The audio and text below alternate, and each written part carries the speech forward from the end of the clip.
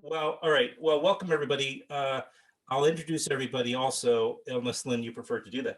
But we're here to celebrate Tip of My Tongue, which is one of the films, one of Lynne Sachs's works that is among those that are been programmed at the Museum of the Moving Images retrospective, which is currently going on. And it's called Lynne Sachs Between Thought and Expression. Excuse me.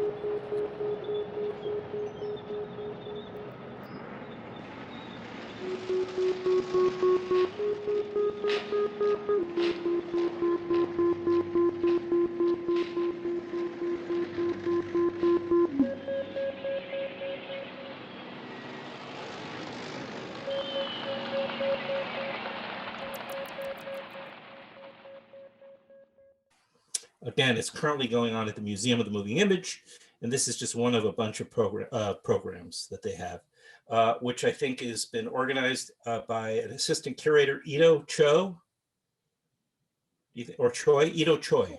I think it's Choi. I do too. And a special thanks to both Canyon Cinema and the Cinema Guild folks for their participation and help with the retrospective. And joining us today here for our conversation is filmmaker extraordinaire Lynne Sachs, who's deservedly being feted at the Museum of the Moving Image, and as well as a bunch of cast members. So et al. We'll just leave it at that. No, I'm kidding. I'm going to introduce everybody. We have, in no particular order, all from the original cast: myself, Adam Schartoff, Andrea Kannapell, Accra, just wave, yeah, Accra Shepp, George Sanchez, Jim Supanick, Erik Schurink. Did I get that right, Erik? Okay. Sue Simon, and Choral Dalai. And Adam, I'm Kannapell, Andrea Kannapell. Okay, I'm sorry. I gave you an extra Italian syllable there. So you wouldn't just change your name legally for me to save me the embarrassment? Okay. What can you do? I think I got to all the details, right? Okay, so the film Tip of My Tongue, we've shot it in May of 2015 in the home, the Brooklyn home of Lynne Sachs and her husband, Mark Street. And I believe the weekend of May 22nd through the 25th of 2015. It had its premiere in New York City at Doc Fortnight at the Museum of Modern Art, very auspiciously, on February 25th and 26th of 2017. So almost 4 years ago, if I do my math correctly. And it still has a life. Here we are, all of us reunited. So I like the way Adam introduced you as the cast members, because you did an excellent job of performing your own lives. In my mind, 2020 was such a rupture that it could become the new BC, like we had BC AD. Well, let's forget about that. And then after 9/11, there was a little bit of, oh, we were, everything before that date, and we've talked about 9/11 and everything after, but nothing was as global in my consciousness as what happened to us. So the word us really is totally comprehensive. And I mean, unless of course maybe you live on an island in the middle of the Pacific, but it still affected you because you wouldn't fly over to the US, or you wouldn't, you know. And so when I started this project with Tip of My Tongue, and I asked each of you to think about something that happened in the larger world, in your beyond your domestic universe, outside, something that you couldn't control, you all said a variety of things. There was one kind of, you know, you might call it whimsical or inconsequential, but also very interesting and complex incident that happened when the moon in the moon land during the moon landing, and when in the late 60s, and I could say you all remember that. That was one of the only things that all of us remembered. But in a way, it didn't really affect us. It made us think about things, but it didn't shift our lives. Something happened. I'm not going to say what, but something happened to each of us and to all of us. And that's like, I'm making that distinction in 2020 that changes how we think about ourselves on this globe. So I wanted to ask us as a group, to each of us, think about, like, again, those moments, those incidents, those intersections between something that occurred to you, a realization or an event, something that also was part and parcel of 2020. And now I'm not trying to say that 2020 was only the, you know, because other things happened to you. You might refer to other things, but there was this kind of shared struggle.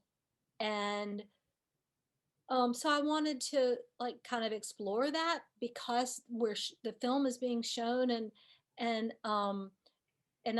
it's not to say what we talked about is obsolete. It's almost like, how do we revisit some of those things? We revisit and we see them in a different way. So I do want you to ask you to when you speak, if you could also sort of allude to something that you were part of in the film Tip of My Tongue. Like, I was involved in the conversations about Reagan, or I was involved in the conversation around AIDS, or, you know, something, just so that if someone's watching this and is going to watch the film or has watched the film, I'm sorry to say, they might not recognize each one of us right away. Not that you've changed that much. But so that's what I wanted to talk about here. Any questions?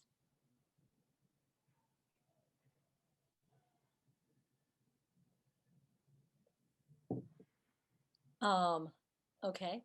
Sholay, are you still with us here? I'm just moving to a more comfortable area. Oh, good. Yeah. So I turned off the camera so not that heavy distraction. Good, good. Oh, good. I didn't want you. I hope I didn't say anything that said, "Oh, she's gonna leave." Hope not. Okay. So, that's the opening of the door, and I thought we could kind of go. You know, we could talk about one thing, and then we could go to another person and hand it off. And let's see. Does anybody want to start?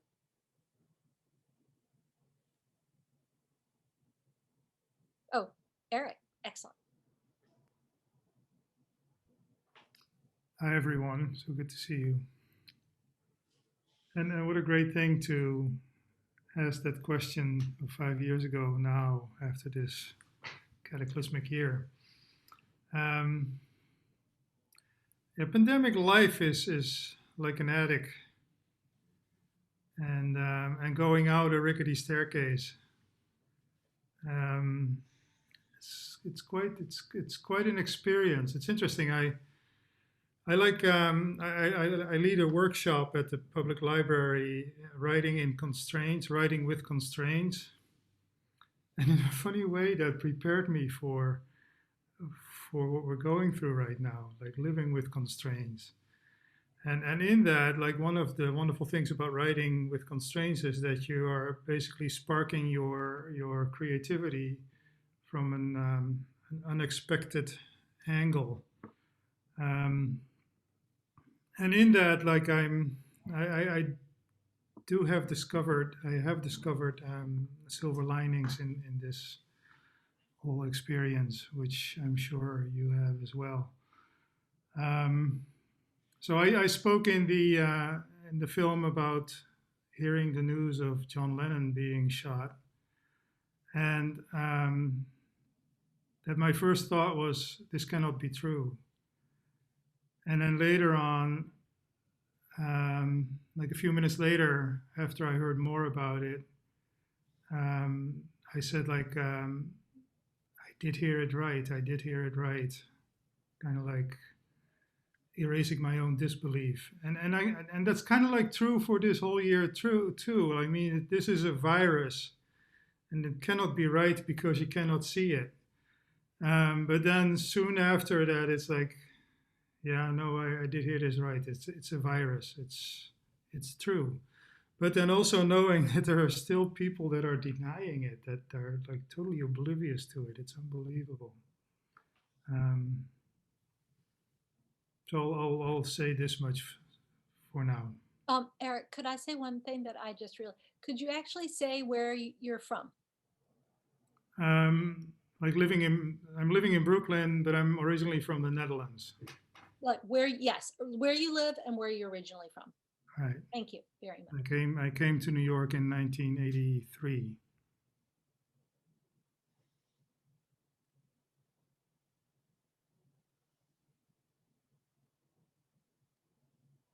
I'm just going to be like a little host-ish. So, Jim Supanick. Yeah, hi. I'm thinking about there was a scene in the film that I was in, and I believe, wow, my memory is really foggy. Were we in that scene together, Adam? About the year 1984, and I think we were put together in this scene because we had both chosen that same year, but also there was such a disparity in our experience and what was happening in our families, I think, to some degree. It's kind of funny to think about that because I remember listening to Adam's account of what 1984 looked like to him and his family, and I feel like I'm sort of in this place again in terms of like kind of swimming across the current in a certain sense. It was no doubt 2020 was no doubt a rough year. And I'm going a little bit stir crazy, I've got cabin fever, COVID, everything being closed down, and the winter weather and stuff like that. But I also feel very lucky in a certain sense when I look at what is actually going on with some people out there. Some of my friends, other people I know, who've had it much rougher than me. So we were talking a little bit earlier before we started officially, and I got married this past year. We had an actual wedding planned for New York in July, but we had to change our plans, like everybody else did. But I got married out on my porch back in boy, I'm supposed to remember when my anniversary was, in the spring. So yeah, I don't know if that made any sense. I mean, it's a kind of a convoluted, but yeah. And you are from I am originally from Cleveland, Ohio. And I think that's, going back to 1984, that's where I was at that time. It's a rough time in Cleveland in 1984, but lived in New York for many, many years. And now living in Denver. So, yeah, big change. George. Yeah. So I was in the scene with Dominga, and it was the Spanish scene. I was helping her to translate or to bring out her story. It was an interesting scene, and she was an interesting person. She couldn't come today because she's working tonight. Okay, I was just going to say it's a shame that she's not here with us today. One of the things that has definitely changed since that time, obviously living under this pandemic, is the fact that I thought that because my industry, I work in fashion, has been kind of suffering greatly under this weight of this pandemic. I thought for sure that I was going to lose my job and I was going to be out on the street, desolate, homeless. But actually, the company that I work for has actually flourished tremendously under this pandemic. And maybe that's because we do children's clothes. And there's always a need to, buy for your children, even if you sacrifice and don't buy for yourself. So not only do I still have a job, which I'm grateful, we've actually broken records in terms of our plans and our numbers that we were to achieve for the year. So I'm very happy about that. And I mean, we are all working from home, which I actually like. So even though I know this pandemic has affected a lot of people in a very negative way, and I do know a couple of people that have lost their life to this pandemic, which is tragic. They were much too young to go. I am quite happy that, I'm in a good situation and that, I'm still able to pay my bills, buy food, take care of my dog, pay my mortgage, so I try not to focus too much on the negative, and try to just appreciate those little small victories that, myself and people that I know have, even through this last almost a year of this tragic incident that's been going on in our country. I was talking recently with a friend, and this is the worst thing that I think I have experienced in my life up until now. And stuff that you read about and saw in movies and kind of never dreamed that would affect you so personally the way it has. So I just take it one day at a time. I wake up, I'm grateful, I thank God I have another day. I, try to make it through that day. I try to stay COVID free as much as I can. Again, it's an unknown. I wear my mask. I use a lot of hand sanitizer. I wash my hands a lot. I mean, I try to follow the protocol. So, that's pretty much. George, before we move on, could you, just for our audience, tell us where you're from? So I was born in Havana, Cuba, and I came to America when I was a year old. And I used to live in New York City. I currently live in Connecticut. And I'm looking forward to retiring in the next 4 years. It's funny, the memory is really distant, but it's still there.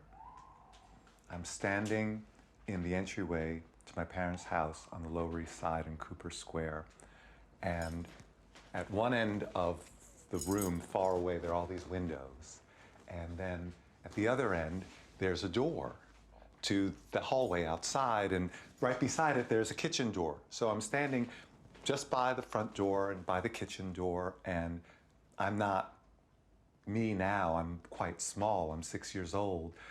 And it's kind of dark because there's no light above and the windows are far down away and the floor is dark.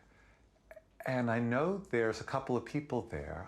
Can't remember quite who, and someone gives me a ring. And when you're 6 years old and someone like gives you something, it's like, you're so excited. It's like, I got something. And I look at the ring and it's like one of these 3D lenticular things. It changes when you change the angle. On one side, it's got a little picture of Martin Luther King on it. And the other, it says, I have a dream. And so there I am playing with it. And I'm like trying to figure it out.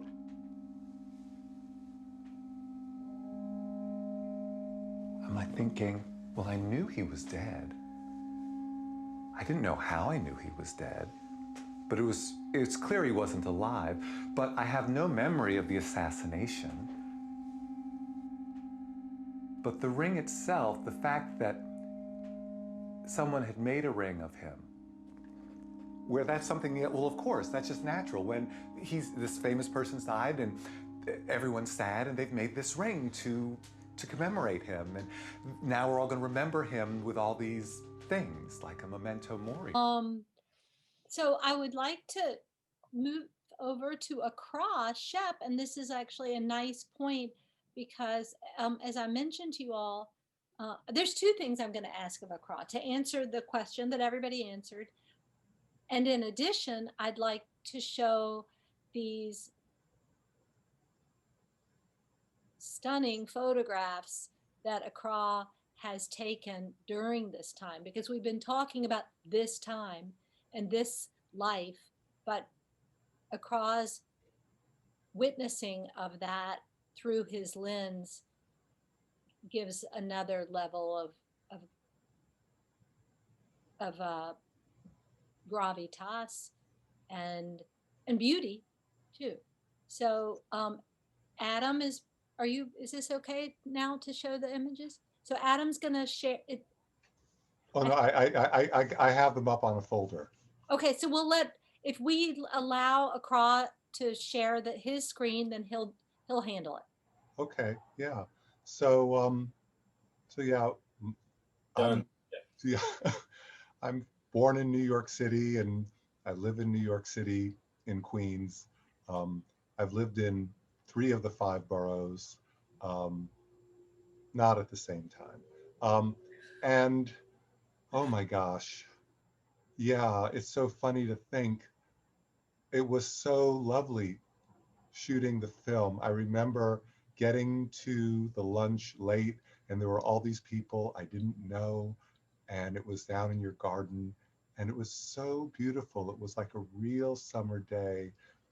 And this idea of being nervous about being close to people, you know, it just didn't, it was so far away.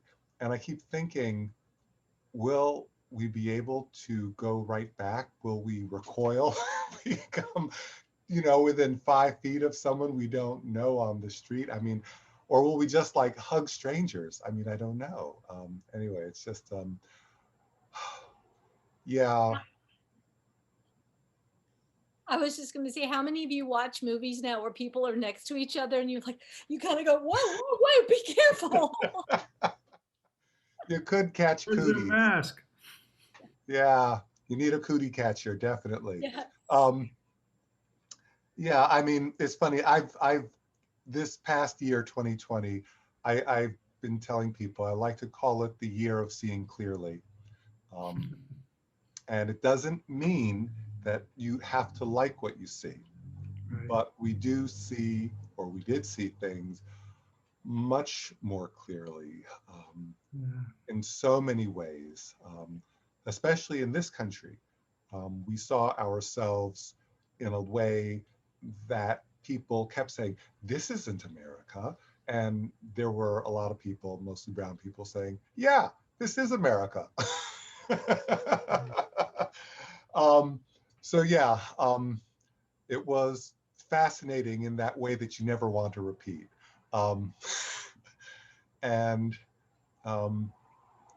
what Lynn was alluding to with the photographs during the pandemic, um, you know, we all saw it coming, talking with my mother about it. She's, you know, struggling with her old age illnesses up in Massachusetts. And she was like, no, no, no, the horse is out of the barn. This thing is going to mow us down. I was like, why are you being so pessimistic? And it like totally mowed us down. It was like, so March, the lockdown came. It was pretty, it was like the day after St. Patrick's Day, like we had the St. Patrick's Day parade. We had a big super spreader just to cap off everything before we had the lockdown. And Yep. and then I was like, here, this is my studio you see behind me, or part of it. And I was like, what am I supposed to do? What am I supposed to be making pictures of? And it was like, oh, I'm a photographer. I've got cameras. Like, I don't even need batteries. Like, I have film. It works with light. Just the shutter just goes and it's just picture. And I've got all these chemicals. I don't need electricity even. I'm good. And I live in the neighborhood which was considered the most dangerous. Elmhurst Hospital is 7 blocks from where I live. And that was the hospital that filled up first. Patients in the hallways and all that. And so it occurred to me a couple of weeks after the lockdown began, oh, I'm supposed to photograph this. I was terrified. I was like, not terrified of getting the virus, terrified. I was like, can I do this? So anyway, I'm going to share my screen and just run through a few of the images. You get to see my messy desktop.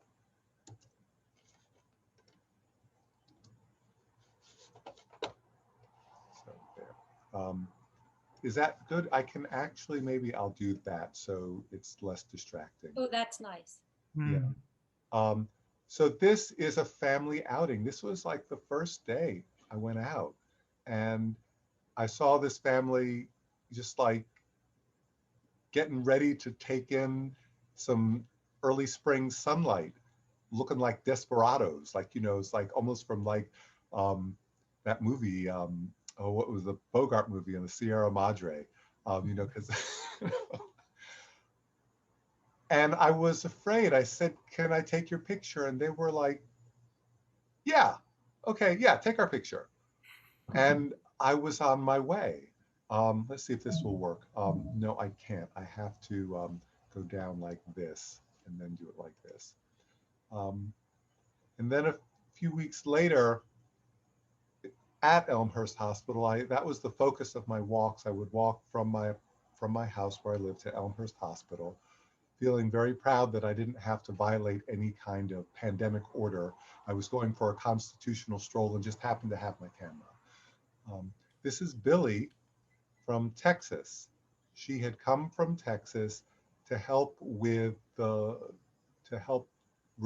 strain of the nurses in New York. There were nurses who were coming from all over the country to help here in New York City because, well, there was one image I'm not showing, Angel, a nurse. I caught him on his break. He had worked 14 hours straight. He was taking a break, and I presume after his break, he was going to go back to work. So she had just come out of the ICU to get a little sun, get some lunch in her sterile booties, which weren't so sterile anymore. And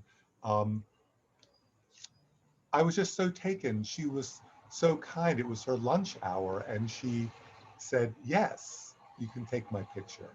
And this is Nick and Paul, EMTs.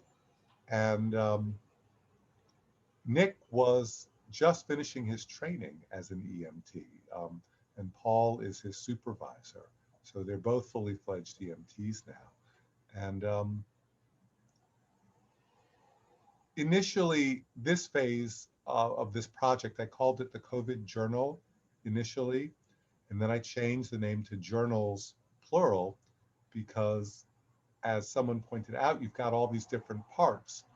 And this first part is contagion. This is Nurse Omar, fresh from the ICU.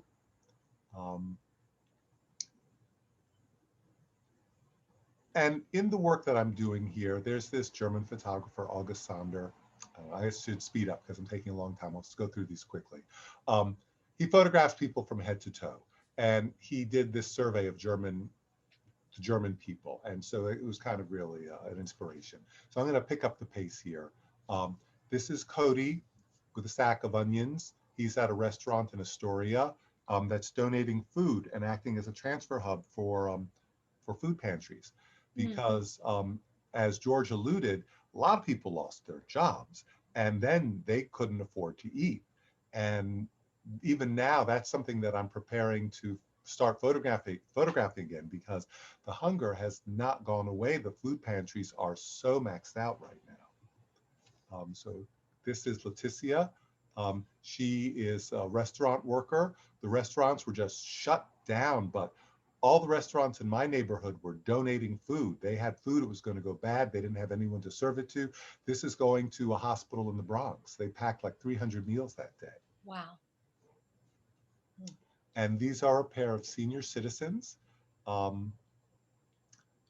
are on the food line at the food bank. They're on the senior citizen line. Now, I'll just say really quickly, because they're raising their hands. They're South Asian men. And I think this must be a South Asian thing, because I have never seen people do this. It's kind of like a I am here kind of a gesture, and I loved it.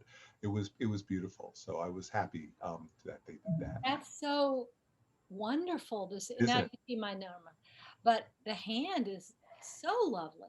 Yeah, it's beautiful. It really kind of formalizes it, and it's interesting because a lot of Asian culture is about that kind of formality. I think when you're dealing with strangers, especially, and then of course at the end of May, George Floyd was murdered, after Breonna Taylor was murdered, and long after Ahmaud Arbery was murdered. After like all these murders, it was like, oh my God, it was like this was like such huge meltdown. And you know, this is in August, the 150th day that no one had been arrested in the murder of Breonna Taylor. Still no one's been arrested in the murder of Breonna Taylor, because I guess her life didn't matter. It's just kind of like insane. Maybe her life will matter, we'll see. But it was these images from the section I call Justice, I think, that really take people, because it was this part of 2020 that we were least prepared for, but that we most needed. We still kind of need it. People were excited even as they were terrified by it. I mean, everyone was terrified. I mean, marching with hundreds of strangers, I mean, thank goodness it was outside and everyone was wearing a mask. I mean, because no one knew what was going to happen. This was at a rally on behalf of George Floyd at Brooklyn Borough Hall. And this is a young man at a defund. It was the first day of defund the police at City Hall that stretched on for a long time. And I'm just so very grateful for all the people who said yes to me when I asked if I could take their picture, because they don't have to. This is one of the few images which is not from the front, and you get a sense of what it looked like overall, because mostly I'm just interested in the people who participate, but this was just such a beautiful moment. And of course, that's Breonna Taylor. And then moving into the fall, from the summer, we come into the election season and we have democracy. And this is a local person in my neighborhood getting out the vote. And there you can see a picture of AOC. And now I'm in Harlem on election day. And here's a young man who's just voted. And this is what I call decision day, different from election day, because we had to wait so darn long to find out who actually won the election. We were like all on pins and needles. So these are a couple of, I think they're construction workers carrying beers in Times Square, just really thrilled, that everything turned out the way it did. And then the last image to share is this woman, and I believe the scarification she has on her cheeks indicates that she's from Nigeria. I want to say Igbo, but it could be Yoruba. But I suspect that she's a naturalized American because, man, she's waving that American flag and seems mighty pleased. So yeah, so I'm going to stop this share there. So, it's still kind of ongoing. I'm trying to make sure that things are visible, I feel like I just saw the trailer of a movie I'm dying to see. Yeah. We're all in the movie. Yeah, now. Those photos are beautiful, Accra. Yeah, really, really beautiful. Oh, well, thank you. I didn't realize you were going to be able to take us through the year in the way that you did, and it's so great to see the figures sort of stay in the center, but the time changes because you recounted it.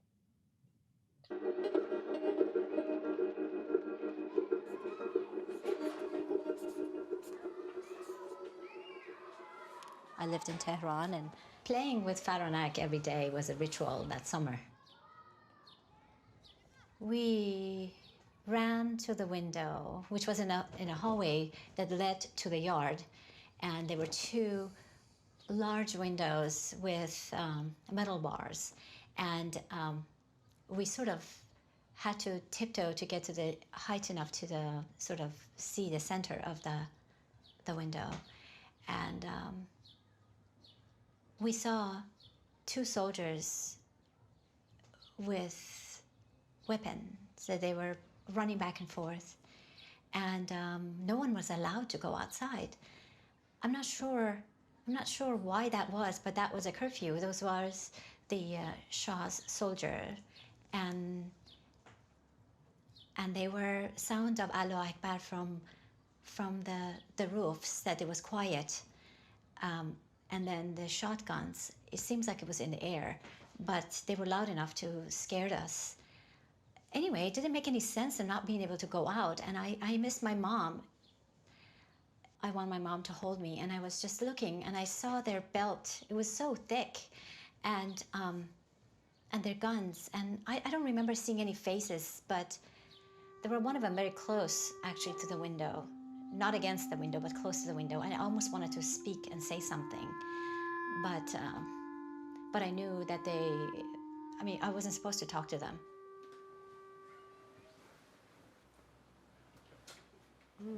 They took us away. Well, I was in a store. I lived in The Hague, at the top floor of an old house, about half an hour train rides from my parents' home. One morning in 1980, I became aware of how I had this habit of turning on the radio as soon as I woke up, and that I wouldn't turn it off until I went to bed. And I felt like I wanted to challenge myself to see whether I could live without the radio for a 24-hour period. And then I went to art school that day, and then I came home and didn't turn the radio on for the entire evening. It was very bizarre. I went to bed. And then the next morning I woke up, looked at the clock, and I had 1 more hour to go without the radio. Half an hour to go, 15 minutes to go, 5 more minutes to go. And finally the moment was there that I was allowed to turn on the radio again. Lennon is dead were the first words that came out of my radio. Lennon is dead. And I was trying to convince myself, no, I must have misheard that. Cannot be true. The words were followed by a commercial. It was the longest commercial ever. And then after the commercial, Imagine played, and I said to myself, You heard it right. Sue.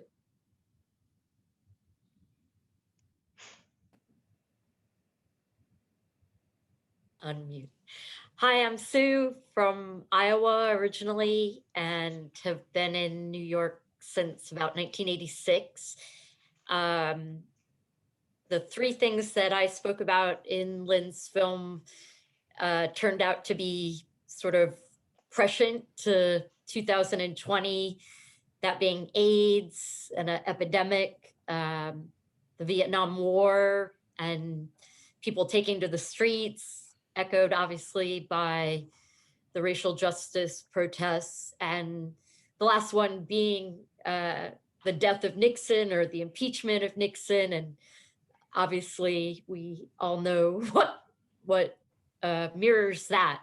So I think the thing I would add to the beautiful reflections everybody else has shared is that everything that's old is new again, and everything that's new again is just repetition. And so I think it's true. I think Adam started off by saying that, you know, this is America. These are the things that have happened before. And if we survive this, will unfortunately likely happen again, unless we learn some quick lessons, which I guess I'm some days hopeful and some days not so hopeful, or don't believe that that will be the case. But maybe the thing that the time of the pandemic has done for me is that it's quieted my head because there's less stimulation around. And so I feel like I am thinking clearly. And Andrea, it was interesting the way you're kind of taking in history. I feel like either through reading or seeing movies or just even listening to my own thoughts, I feel much more alive and kind of connected to things than I did during normal times.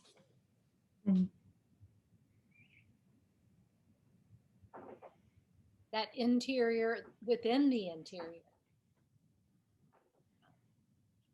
Adam. Well, oh, right. Well, let's see. I grew up in New York, in Queens, actually. And I am now living in up in the Hudson Valley. And my section, as Jim referred to earlier, was talking about early memories of Richard Nixon and Ronald Reagan.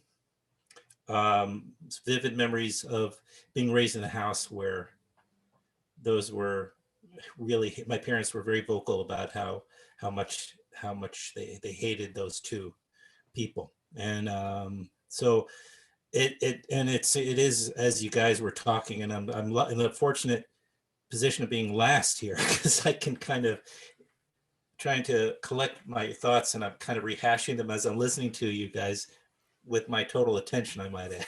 But and you know, this thing started off, the timing is very strange because when the quarantining started, my dad was hospitalized, and you know, he was in Queens and rushed to a hospital in Long Island. And after a couple of weeks or a few weeks, it was clear that I was going to be spending a lot of time needing his car, because I don't own I didn't own a car, and I would need to drive out to Queens, and I was closer to my mother's nursing home as well. But so I planted myself in his apartment, and I had no idea when I did that would be my home for the next 6 months or whatever it turned into. You know, and that just a matter of days or weeks later, I'd be quarantined there, fortunately with my son, so I had company. But the unfortunate thing, so my dad got worse and worse. He stopped eating, and he was moved into a rehab center ultimately. And I bring it up because my aunt, his sister, and my cousin visited, which was very nice.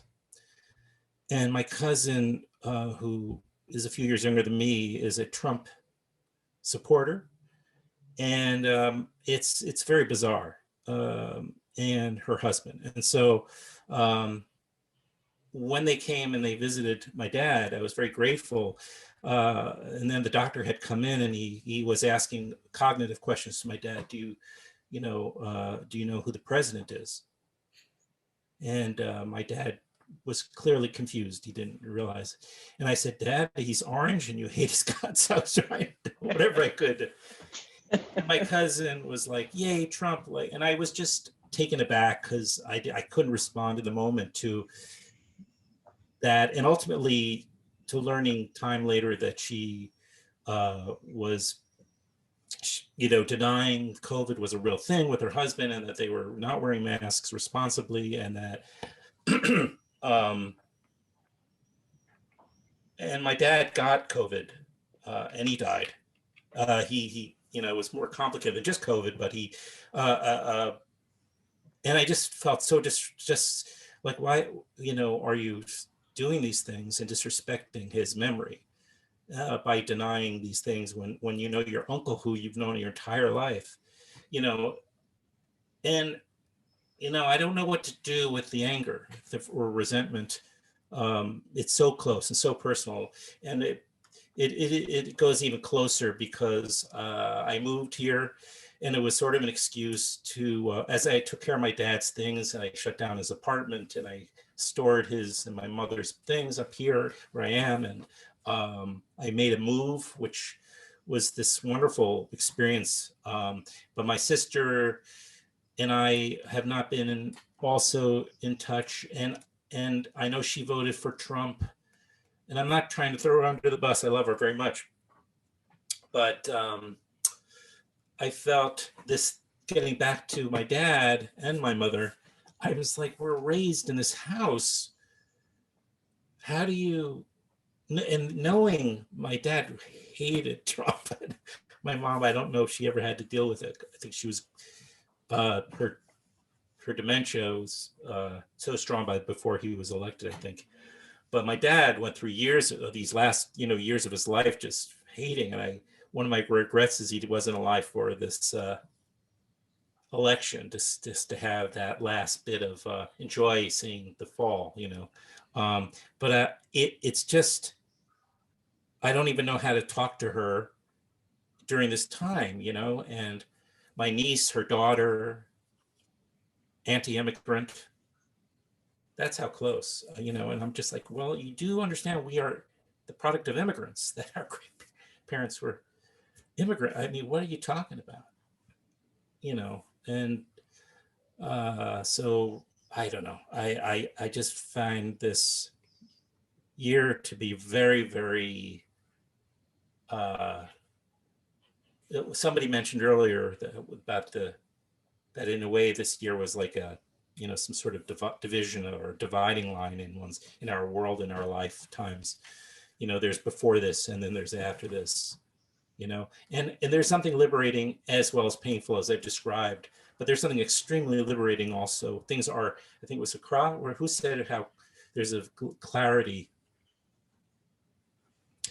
Yeah, I don't think I thought about it like that, but there's a real clarity. I don't know where my relationships with those folks are going to be. I have a sense that my sister and I are going to figure it out, because it's important. But yeah, so I'm kind of, yeah, I'm grateful for this year, Really hard. Wow. I'm so sorry, Father. Yeah, I miss him. Yeah. Yeah, my condolences. Thank you to the Sachses. Lynne was terrific, and Ira, both, when this happened. I mean, and I've created relationships, through my parents' worlds that I'm very grateful for. So, yeah. Oh my, this has been so meaningful to me. I had notes of things that I would talk about, but one of the things after listening to all of you is this perhaps artificial but meaningful designation we have for what a year is, you know, and when December 31st came around, it was like we're gonna climb our way out. But the year itself is very artificial, but it's been a year of a lot of counting for me, you know, a lot of realizations that I'm this far from this, and how, you know, everything has been narrativized. The fact that probably each of you could say what happened to you between March 1st and March 9th, you know, that kind of the kind of witnessing of the crisis, and where, but again, it reminded me of what we were doing in the film, because it was always, where was I, what was the decisions I was making. And there were lots of I have to say cliches that started to mean something to me, like, I wish I had a crystal ball. I mean, I was always asking myself, and asking friends, what will happen? When will this be over? And that whole thing of, are we in the middle? Like, we don't even know if we're in the middle now. We think, we pray. You know, how many of you have used the word pray and never used it before? But, you know, I think something that Sue said, and really we've all alluded to, is that it was a period of both solitude and community, like profoundly aware of how connected we were to everybody else, but also in our isolation. And, you know, that also that expression, and I heard a couple of you use it, or in a sense, like George, you were saying there was a silver lining, you know, that notion of that we also had to make ourselves find something that would give us hope. It was like in our nature to carve that out. Cholet, you mentioned it. I mean, Adam, you were saying, oh, you know, you lost your father. When you first decided to move to the country, it was you didn't have the same optimism that you have now. You were sort of like from what I heard, but you found that you had a way of embracing the moment, like all of us, that whether it's the moment was so devastating, we had to claim, to even survive, we had to claim some joy. And or it's Jim, that you found love in this time is just extraordinary. And Andrea, that you were able to, okay, who would have believed a woman who works at the New York Times could go on a 2-month road trip and not take a leave of absence? I mean, that's amazing. It's some good Wi-Fi. Yeah. McDonald's. When all else failed, McDonald's has Wi-Fi. Wow. Yeah.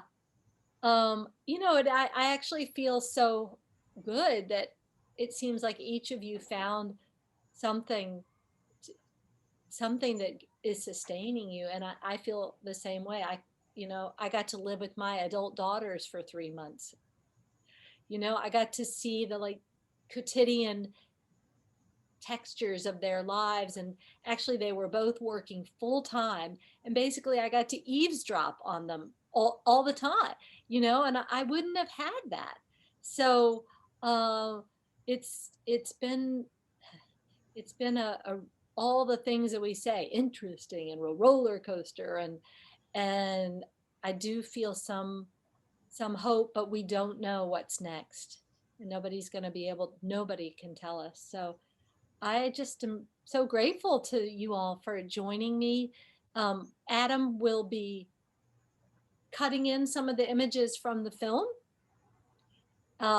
and which is really kind of him. Gratitude, gratitude, gratitude. And then we'll try to post it in the next couple of days, because it's, you know, the film is running at the Museum of the Moving Image right now.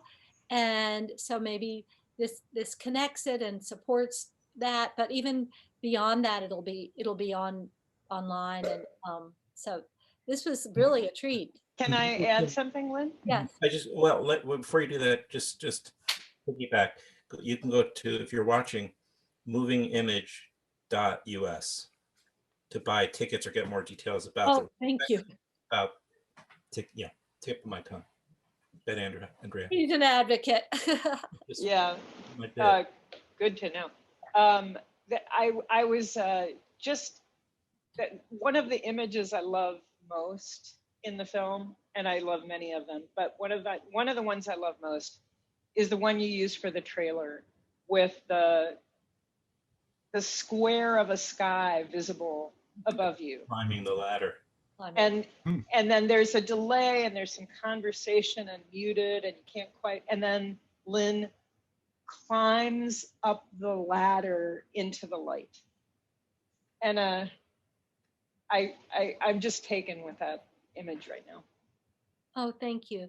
I want to say that, I love the idea that you and Accra were on a bike ride or on a bike path together. And I mean, I have had such marvelous interactions with you. I knew a few of you before, but like Andrea and I traveled to Pittsburgh, Accra and I traveled to California together. I've just had like really deep relationships with all of you. And George, we need to have just because you're in Connecticut doesn't mean we can't have a longer conversation. But I've like seen so much of Cholet's artwork, which I adore. And Jim, we miss you here, but you're doing congratulations big things out there in Boulder. Yeah. And so actually we had a salon, Erik had a sort of a tip of my tongue salon, and all these other people were telling stories that I didn't know, which was fantastic. And so thank you all for coming and doing this. Yeah. There's something that I want to add to what Andrea just said about like you climbing up the stairs to the rooftop. Like thinking back of that weekend, for what people see in the film, it could appear as if we were in quarantine for a weekend. You're right. Like everything happens in the house, the backyard, the front sidewalk, rooftop, on the stoop. Hey, the first floor, the second floor. We're all in one spot. Yeah. Yeah, that would have been sweet. Adam, is there anything else you want to say? Oh, I was going to ask Andrea if she felt like swimming on the Hudson again. Just go a few extra miles, you'll make it up here, and you can visit. Okay. It is literally impossible to swim upstream against the Hudson. Just telling you. Andrea, I was thinking of you because when the city closed the pools, closed all the gyms, I was stuck because I have to swim because my back goes out if I don't swim. And so at the end of March, in addition to starting to photograph, I bought a wetsuit. And I swam in the ocean with my wetsuit from April to, I guess I took it off at the beginning of June. Maybe I took it off in July, put the wetsuit back on in September, swam until the first week of December. And then the air temperature, it wasn't the water temperature, the air temperature just like flattened me. I was like, that is too cold. So I'm in the pool now. I found a pool. Back pain isn't so bad. No. It's like, you can't imagine all this zooming and driving that we're doing now. It's like, that's hell on your back. Accra, that is awesome. I mean, that's, now I have real 17 miles around New York, around Manhattan. That's a long ass swim. 28. Oh, 28. Oh, that's right, because it's, oh my gosh. Wow. Well, I hug you all. This has been delightful. And we'll have a party at my house when we can. And so just sending you all my love. Thank you, Lynn. Thank you, Lynn. Great to see everybody. Great to see everyone. I think at the end I should come through and just climb out. Sure. Okay, let me change shirts. So it's that. You sure you want to? What? The skirt part? Yeah. No, I'm gonna wear different. Okay. I'll just wear that shirt.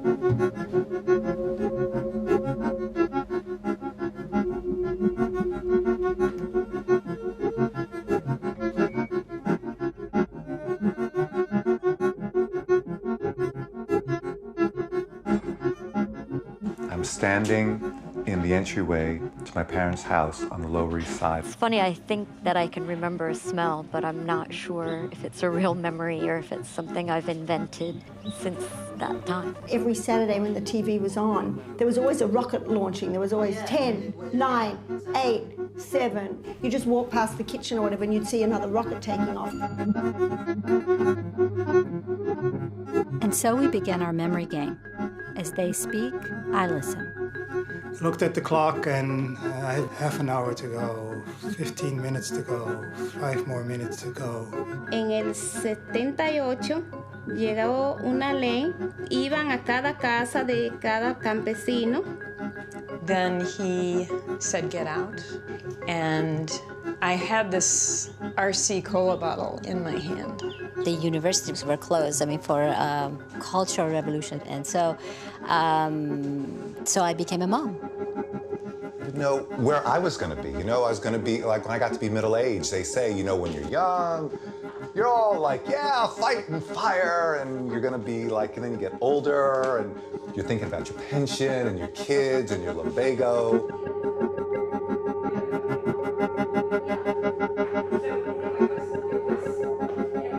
Everything that surrounds us becomes part of us.